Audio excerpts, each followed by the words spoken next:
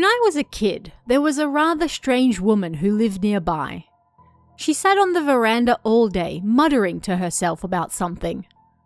I had to pass her house on my way to school, and every time I went past, she was always there. One day, I passed her house again on my way home from school. Normally, I would just walk right past, but on this particular day, I was curious about what she was saying. It sounded like she was actually talking to someone. Putting my hands on the fence, I stuck my head over and looked at the veranda.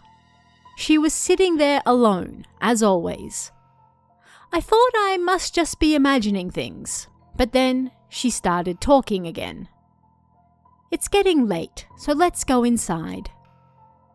I thought she was talking to me, so I jumped, but she didn't seem to have actually noticed me. I decided to stay a little longer to watch her. You're all sweaty. Make sure you take a bath. Hold on, I'll go get a towel for you. The woman was speaking to an empty space. She wiped something in front of her with the towel she grabbed, and then disappeared into the house. I guess she was going to get a bath ready. Even though I was just a child, I thought maybe she wasn't well. I didn't want to keep prying, so I went to leave. But then I heard a voice coming from inside the house. The bath's ready, so come on. Make sure you close the window too. A few seconds after that, I heard the window on the veranda close. Hey guys, I'm your host Tara A. Devlin, and welcome to this week's episode of Kowabana, true Japanese scary stories from around the internet.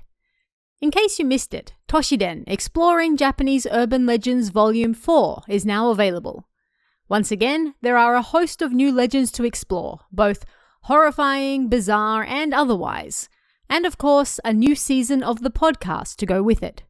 That started just recently, so if you haven't checked it out yet, it's available right now. So last episode we looked at some tales of human horror. This week, I thought we'd balance that out with some tales of ghostly horror. First up, a woman's brother gets married to a woman who has already been married once and has a child. But it seems her daughter isn't all she's bringing with her. Find out why in Tachan and the Dangerous Friends.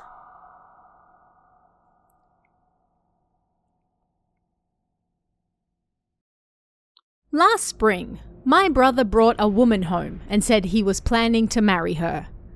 Our entire family stared at them in shock. His partner was a divorcee, 12 years older than my brother, with a 4-year-old daughter. At first, our parents were opposed to this, but as long as they both actually loved each other, well, they eventually gave in and agreed to their marriage. My new sister-in-law's former husband was a terrible man who loved to drink, waste money, and get violent. Sometimes he even got abusive towards his wife in front of their daughter, even turning his anger on her as well, and this left her with a deep fear of grown men. Because she had a child, my sister-in-law said that they, the newlywed couple, didn't have to go on a honeymoon.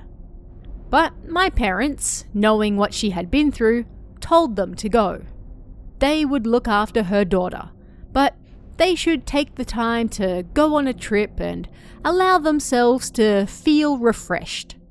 And so they left for a 10-day trip to Europe. My parents, grandparents, and I, making 5 adults, all lived in the one house when M-chan came to stay with us. She was scared at first, being surrounded by grown-ups she didn't know. Not to mention she wasn't actually related to any of us by blood. But my parents and grandparents doted on her, and she soon got used to staying with us. She even started calling me Big Sis, and once she got used to me, she started sleeping next to me at night as well. On her 3rd night staying with us, I woke up sometime after 2 a.m. to the sound of M-chan's voice. She was sitting on a chair, mumbling something. I figured she must be talking in her sleep. "M-chan, what are you doing? It's late, so go to bed," I said. Then she turned to face me. "Ah, big sis, I'm just talking to Tachan," she said. "Who is Tachan? Nobody's here. Did you have a dream?" "No, it's Tachan. He's right here."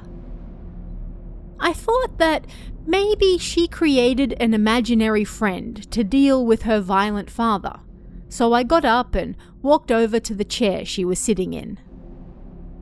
"It's late. Tachan says he's sleepy as well, so we should all go to bed," I said, dragging her back and making her go to sleep. The next morning, I told my mother about what happened, suggesting that she should go see a specialist at least once. However, she just said she'd keep an eye on her, and that was that. My father and I left for work, and as my mother was at home, hanging out the washing, she said she heard M-chan crying while she was watching TV in the living room.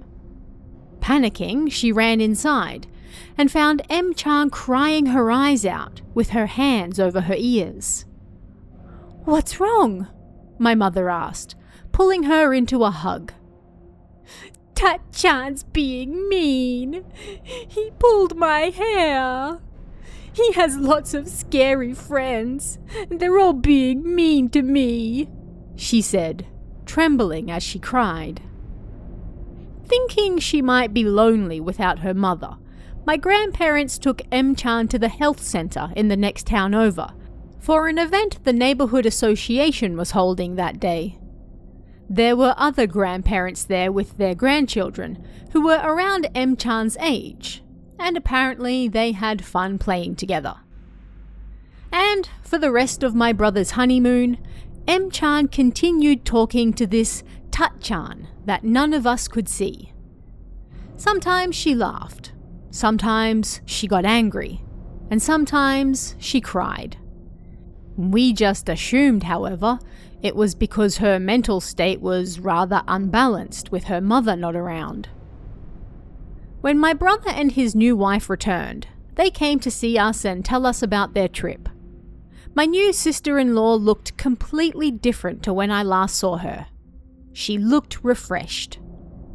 My mother gently told her about what happened with her daughter and suggested that she should take her to see a specialist about it.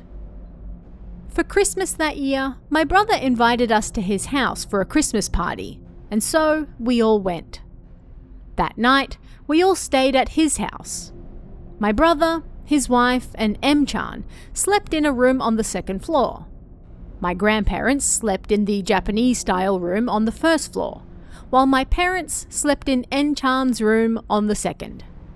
I slept on the sofa bed in the first floor living room. During the night, I woke up to the sound of clanging ceramics in the kitchen. A frosted glass sliding door separated the kitchen from the living room, and the light was on in there. I thought maybe it was my sister-in-law, so I tried to go back to sleep. But then I heard footsteps running around the kitchen. They were the footsteps of a child.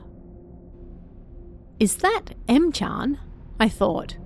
But it was cold and I didn't want to get up, so I just stayed where I was.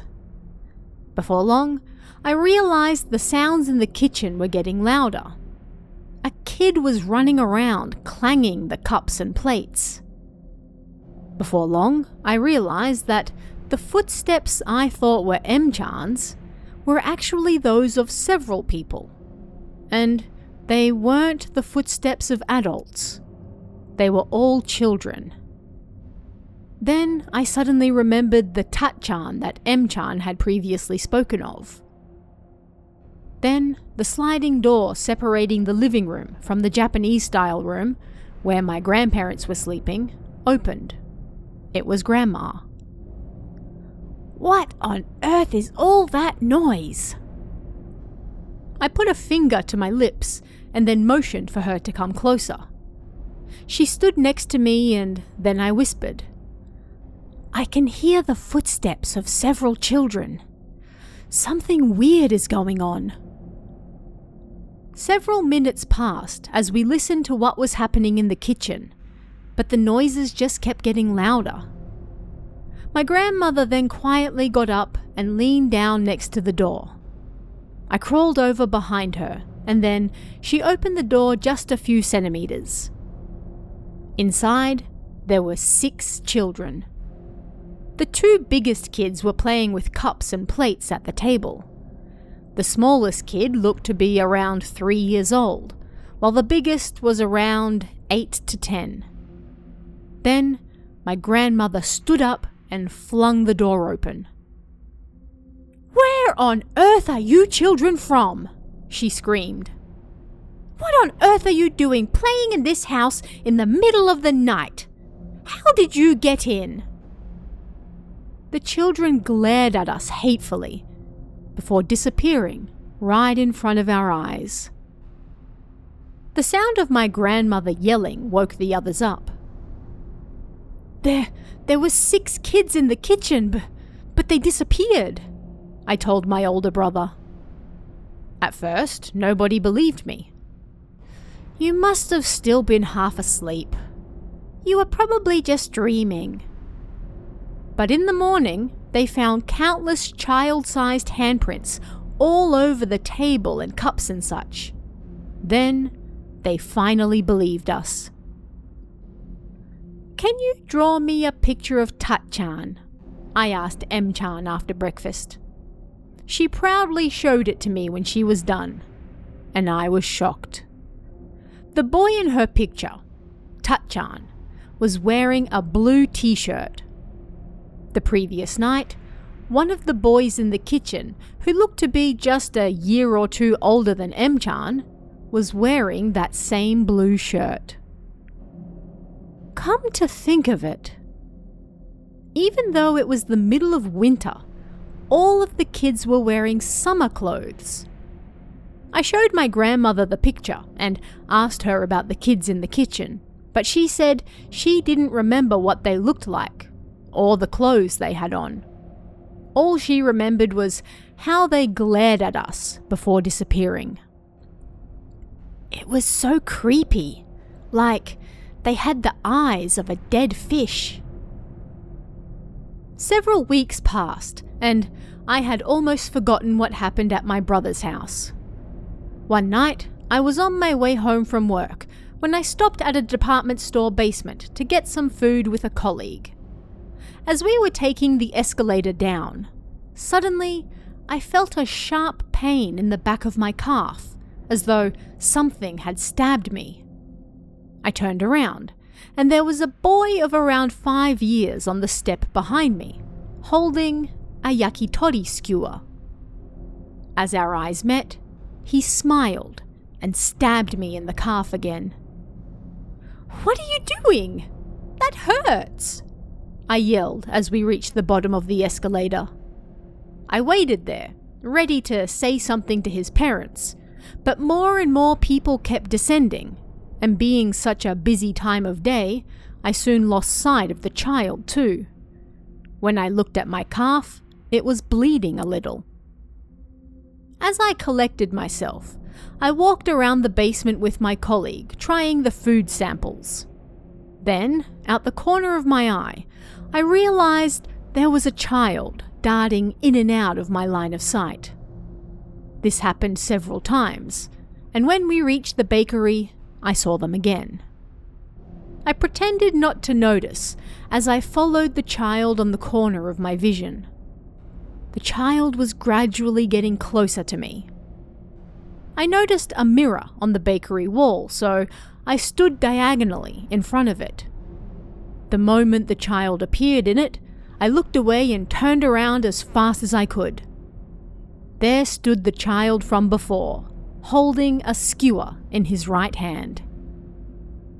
"Do you think I'm stupid?" I said, grabbing his arm. Where are your parents?" Then the child shook me off with incredible strength and ran away. My colleague asked what was wrong, and when I told her what happened, she asked me what the child looked like. Come to think of it, the boy was wearing shorts and a white singlet. We were inside a department store, sure, but those were summer clothes. Suddenly, I remembered what happened on Christmas. The next morning, on my way to work, someone suddenly pushed me down the stairs. Luckily, I was only 3 steps from the bottom, so I wasn't injured. After 2 p.m. that same day, I was on my way back to the office after my boss asked me to deliver some documents to a client.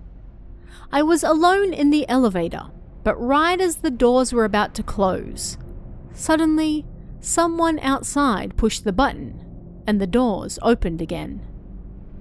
6 children in summer clothes then walked in. I was speechless. The elevator doors closed. The same children who had glared at my grandmother and I that night then closed in on me. I was too scared to even scream. A large girl, maybe 10 years old, stood in front of me and then pushed me. I fell backwards. Then another large child, this one a boy, also around 10 or so, pushed me from behind. Then, a boy in a blue shirt to my right pushed me from the side. As I moved to the left, the same boy I saw at the department store then pushed me back. 6 children surrounded me, glaring as they closed in. I'm done for. As soon as I had the thought, the elevator reached my office floor and the doors opened. And that was where my memories ended. Next thing I knew, I was lying in bed in the office's sickbay. I later heard that someone found me passed out in the elevator. Where I work, the elevator doors open directly opposite from the front desk, so when the elevator arrived, the woman working there saw me lying on the floor and ran over to help. I was apparently the only one inside the elevator. I knew that those 6 children weren't of this world, but I didn't know why they were coming to see me. Who exactly was this Tat-chan in the blue shirt that M-chan always spoke about? The more I thought about it, the less I understood. For a while after that, I couldn't even go to the toilets alone at work, nor take the elevator. When I got home that night, I told my grandmother everything that had happened. "We should visit a temple on your next day off," she said. And so, that weekend, I visited our family temple with my grandmother. It was only about a 10-minute walk from our house, but it was rather cold, so I drove us there. By car, it was only about a 3-minute trip, and yet, for some reason, I couldn't find the temple. The road there was rather simple, so it was impossible to get lost, but the road was rather narrow. There was a truck stopped up ahead that we couldn't get past, meaning I had to do a U-turn. And then the road was closed due to roadworks. This 3-minute trip ended up taking us nearly an hour. We were led to the main hall once we got there to wait for the chief priest. We only had to wait around 5 minutes, but as soon as he saw us, he said, "Oh my, you must have been through quite a lot to get here, huh?" We followed the chief priest to another room. It was about 10 tatami mats large, and there was a table in the middle, as well as a rather large Buddhist altar. "Well then, let's start with your grandmother. Please sit, if you don't mind," the priest said to me. He then made my grandmother sit in front of the altar. I watched the two of them from the table. The chief priest chanted something as he walked around my grandmother, and then he read some sutras as he stood behind her. He also said something like, "This is no place for you. Please ascend now." This went on for about half an hour. When he was done, they both walked over to me. "It must have been a struggle for you to get here today," he said. "Yes. I had to do a U-turn and take the long way around, and even though it usually only takes us about 3 minutes to get here, today it took an hour." "Well, you see, there are 6 small spirits attached to you. They knew they would disappear if you got here, so they did their best to stop you." "Eh? But I've never lost any children of my own," I said. Then the chief priest mumbled something. "Your family has increased recently, yes? They have come from there." "My sister-in-law?" My grandmother explained that my brother married a divorced woman, and the chief priest said that 2 of the spirits were her children, while the other 4 they simply picked up along the way. And those spirits were growing. They were a terrifying existence. After that, 4 people took part in a cleansing ceremony for me, but apparently they couldn't cleanse everything. And unless my sister-in-law truly apologized to them, apparently those spirits would never be able to move on. It appeared that Tat-chan and the child who stabbed my leg with a yakitori skewer in the department store basement were my sister-in-laws, but they were unable to send them on, and they disappeared from the temple. Or rather, they ran. I spoke to my sister-in-law about what was going on after that, and she explained that the stress of being with her former husband caused her losses. She was terribly upset.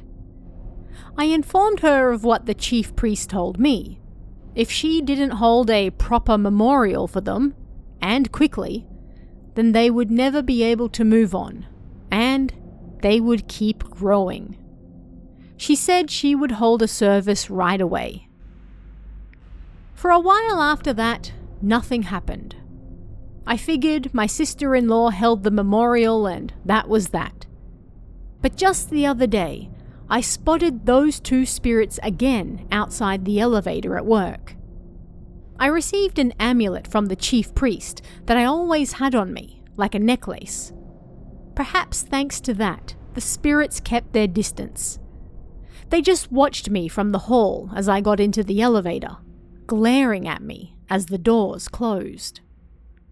I noticed that the blue shirt Tat-chan was wearing, as well as the singlet the other boy was wearing, barely fit them anymore. They had both clearly grown quite a bit. I haven't seen my sister-in-law since then.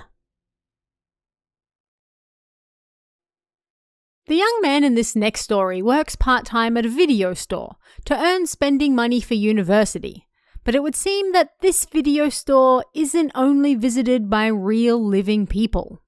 Find out why in Regular Customer.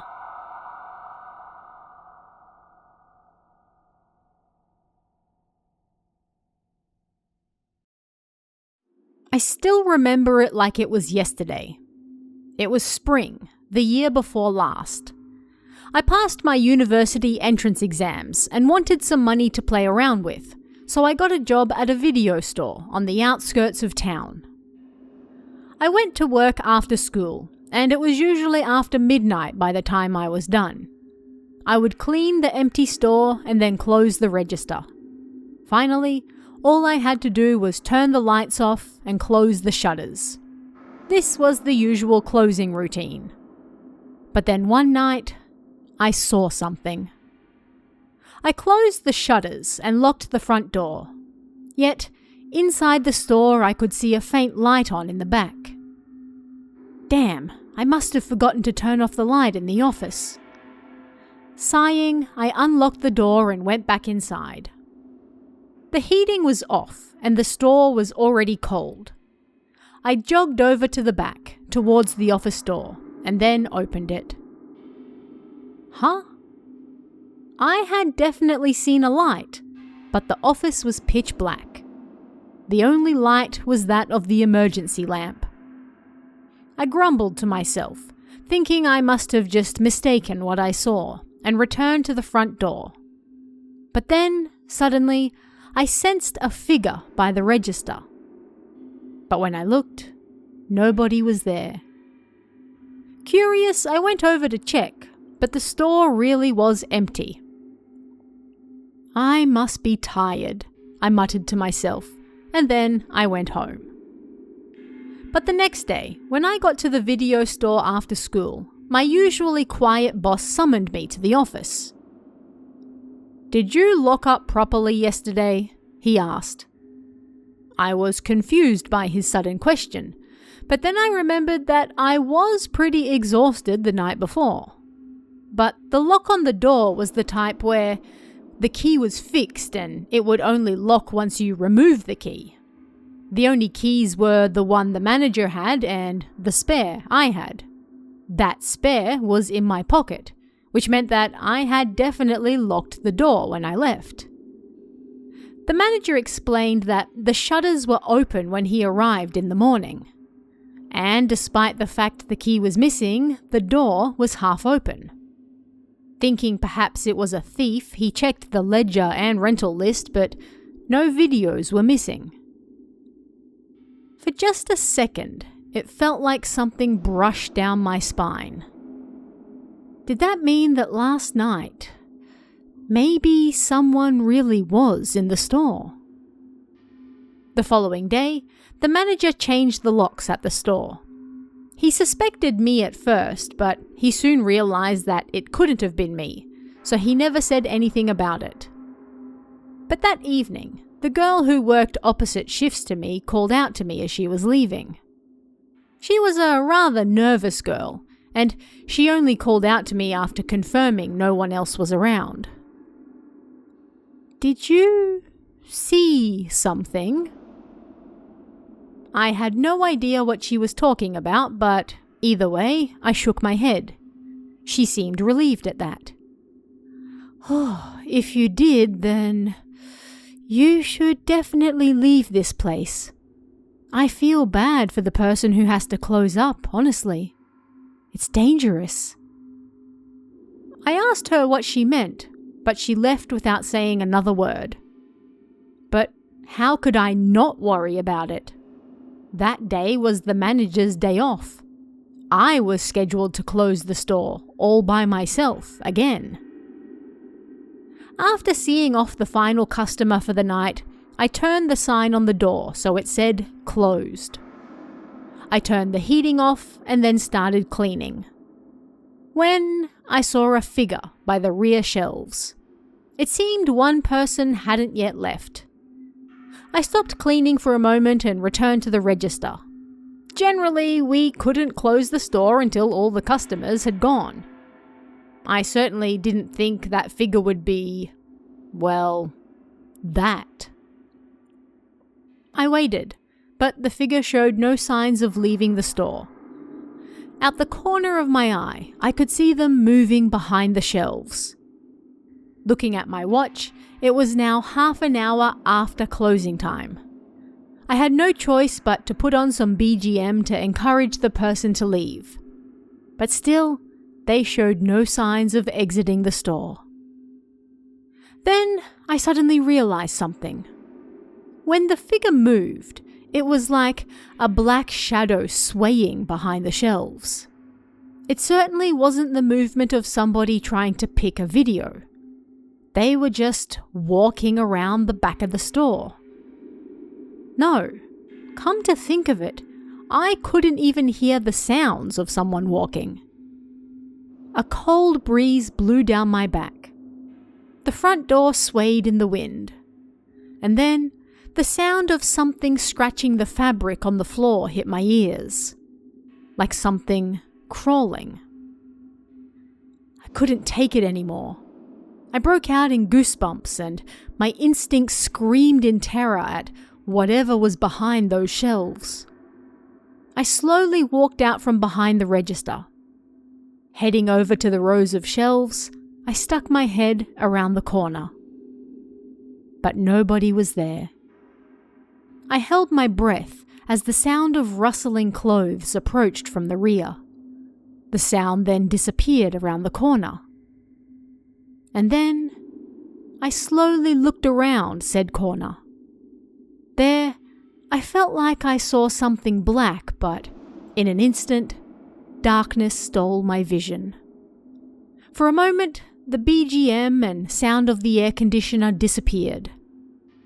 Late at night, behind some shelves with no light, something rushed past me with incredible speed. That something touched my cheek with a sensation like that of vinyl.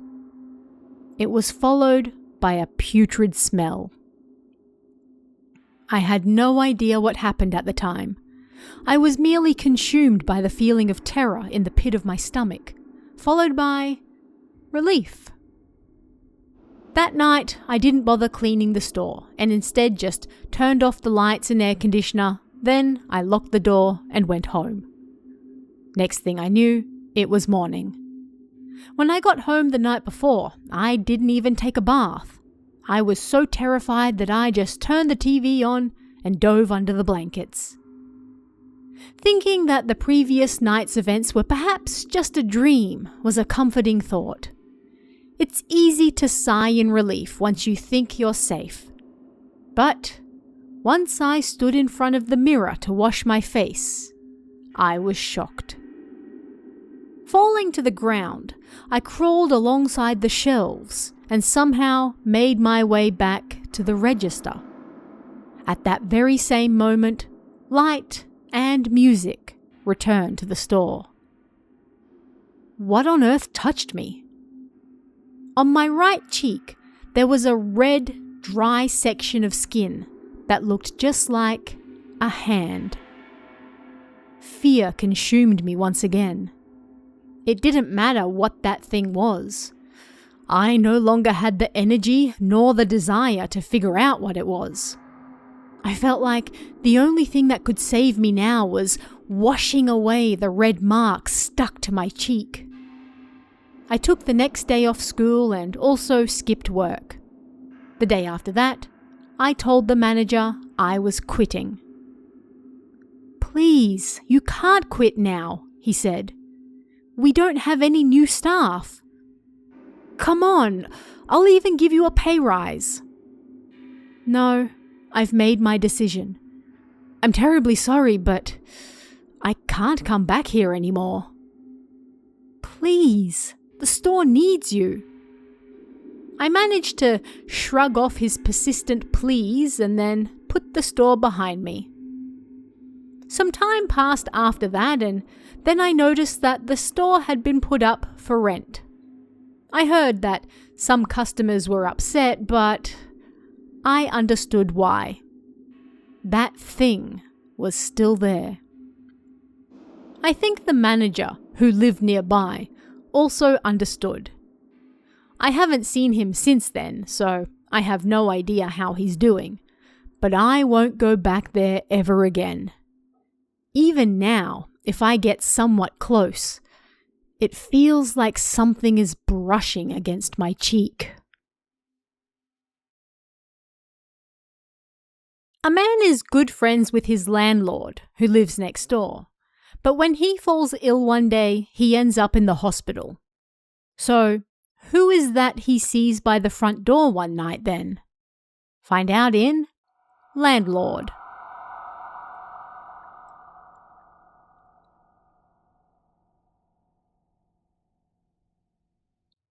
A few years ago, I moved to Tokyo and started living alone.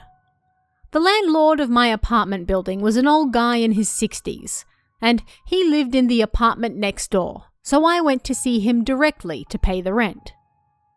At the time, I often worked overtime or on weekends, so I got home rather late. Sometimes when I was coming back at night, the landlord would stick his head out to greet me. "Oh, you're just getting home. You worked rather late tonight, huh?" I rode a bike to work so he could apparently hear me coming back. One day, I went to his apartment to pay the rent, but it was his wife who greeted me. My husband's health has taken a turn for the worse, so he's currently in the hospital, I'm afraid. For the time being, I'll be taking over his duties. If you ever need anything, please let me know, she said. 2 months passed, and when I got back late one night after work, I saw the landlord standing by the building entrance. Looking closer, it was the husband, not the wife. He seemed rather thin, no doubt because he had been in the hospital all this time, and it was almost like he was swaying in the wind. Seeing him there surprised me a little. "Good evening. I haven't seen you in a while," I said. "Hello. You're working late again, huh?" he replied with a big smile. "When did you get out of the hospital?" I asked. But he didn't answer me. He just kept smiling. "Well, good night," I said, and returned to my apartment. 2 weeks later, I visited the landlord to pay the rent. "Would you mind lighting some incense?" the wife said. "Why?" I asked. "Oh, didn't I tell you yet? My husband just passed away." I was shocked. "Eh? But he just got out of the hospital, right? Was he just taking a brief trip back home?" "My husband hasn't been home once since he went to the hospital 2 months ago," the wife replied, looking at me strangely. Apparently, 2 nights before he was due to leave the hospital, his condition suddenly worsened, and just like that, he passed away. That was 2 weeks ago. "Perhaps he really wanted to come home," his wife said. "If so, I wish he would have said something to me. And you always work so late. I'm sure he was just worried about you and wanted to see you one more time." I'll never forget the smile she had on her face as she said that. I lit some incense for him and prayed. And finally this week, when a young boy goes back to his mother's parents' house one year, he encounters something rather strange on the stairs leading to the 3rd floor. Something that shouldn't be there. Find out what in Toshiko-chan.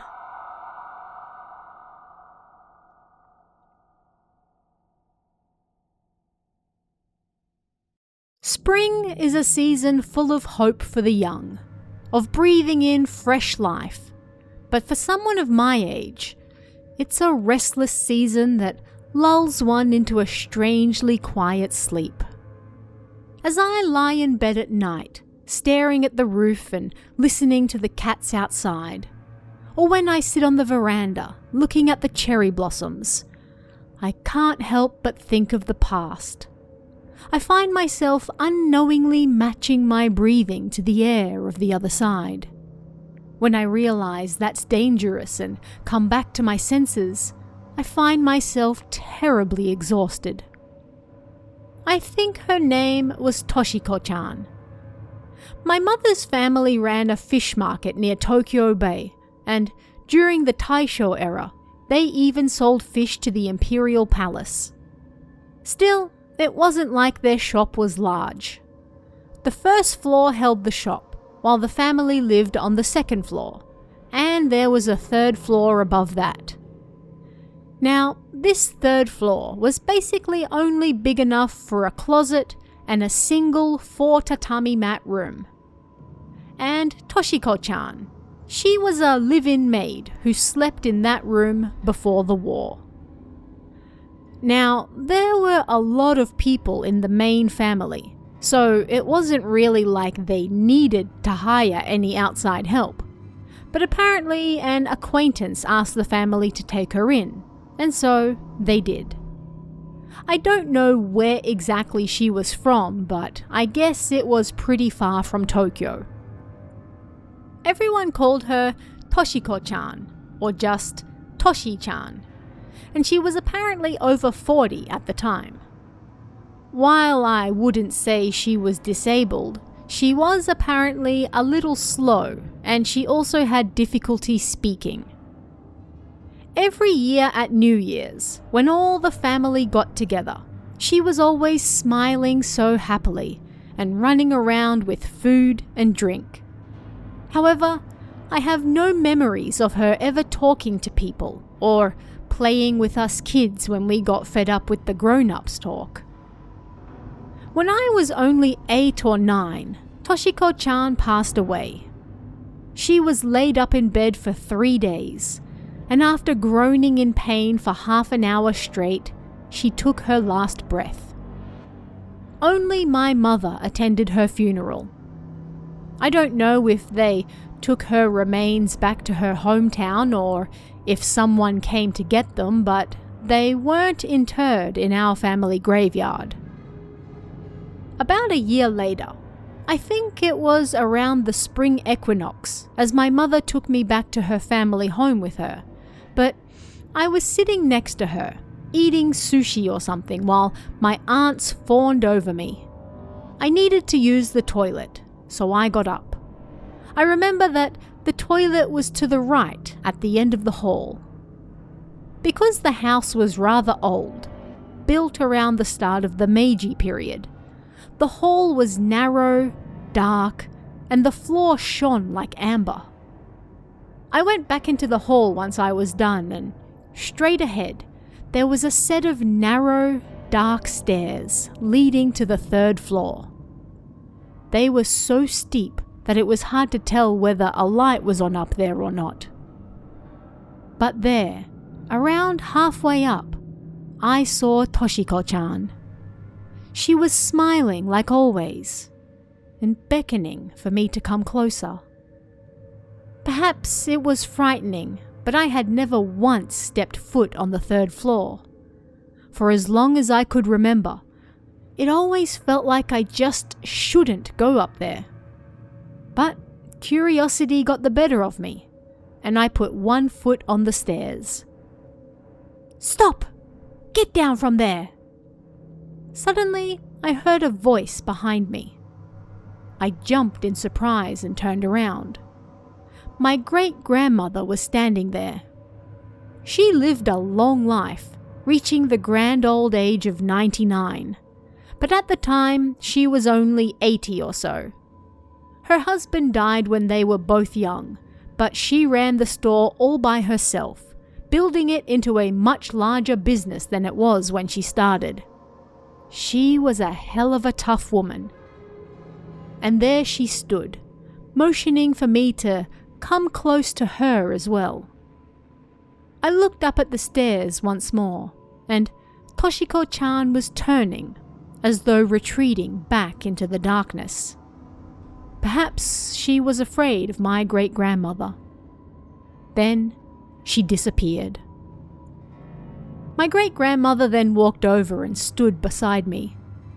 She looked up at the stairs, a dark look on her face, and said something along the lines of, "After all we did for you, don't you dare."